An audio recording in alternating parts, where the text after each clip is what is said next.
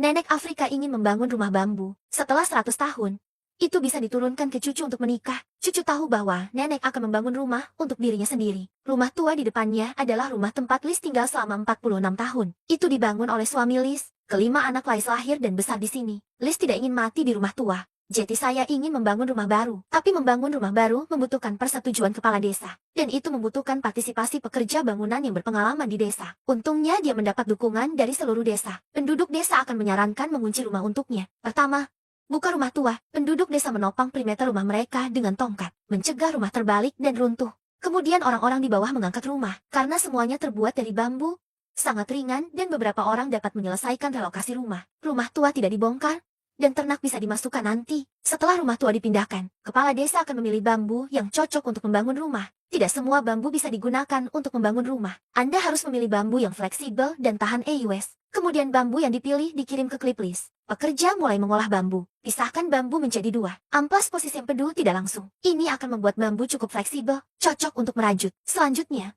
ukur dengan cermat panjang dan lebar ruangan. Menggunakan metode pengukuran langkah kaki asli untuk mengukur perkiraan panjang dan lebar. Akan menguraikan fondasi rumah dengan cara seperti kompas. Metodenya primitif tapi mudah digunakan. Kemudian gunakan cangkul untuk menghilangkan tanah di sekitarnya. Dengan persiapan tanah selesai, pekerja mulai memasang pilar bambu vertikal pertama. Bambu dimasukkan untuk pertama kalinya. Buat garis besar tas besar. Dan kemudian Anda bisa merajut. Pasang potongan bambu yang dipotong pada interval. Dengan cara yang sama, kita biasanya melihat keranjang bambu ditenun. Tapi yang ini lebih besar dan lebih melelahkan. Saat menenun ke lapisan ketiga, pekerja mulai membuat kusen pintu. Bambu berumur sekitar 1 tahun harus digunakan untuk membuat kusen pintu. Ikat bambu bersama-sama. Sisi lain juga mengikat bambu dengan cara yang sama. Prototipe kusen pintu seperti itu selesai. Irisan bambu yang cemas warna diikat ke kusen pintu sebagai penanda. Karena rumah itu berusia lebih dari beberapa dekade, rumah perlahan akan menyusut saat alasnya tenggelam. Fungsi tanda pada kusen pintu dipantulkan. Dapat membantu kami mengukur tingkat kontrak rumah. Untuk mengetahui apa yang harus diperbaiki. Saat merajut ke 1/3, Anda perlu memasukkan tiang bambu untuk memperbaiki rumah.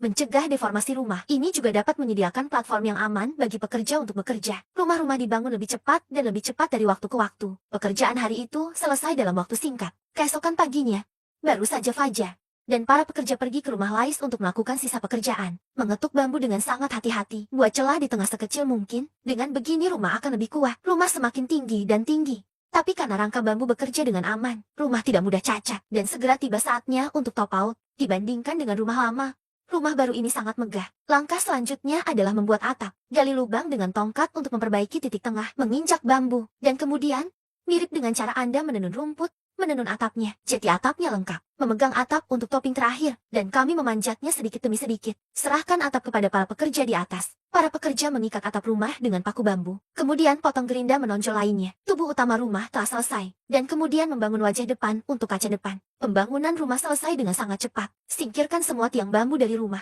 Jadi rumah baru selesai dibangun. Ketika sebuah rumah baru dibangun, penduduk desa senang. Semua orang bersorak. Selanjutnya, Liz masuk ke dalam untuk memeriksa apakah rumahnya puas. Ini benar-benar besar dan lebar. Nanti, tambahkan jerami ke rumah untuk menutupi celah di rumah. Aku tidak takut hujan. Satu-satunya kelemahan adalah ketakutan akan api. Ketahui berita bahwa rumah sudah selesai. Cucu memecahkan tarian dengan gembira. Anda bisa tinggal di rumah besar di masa depan. Penduduk desa juga menari dengan gembira. Seluruh desa akan berbagi dalam sukacita Lid. Ikuti saya untuk melihat tindak lanjutnya.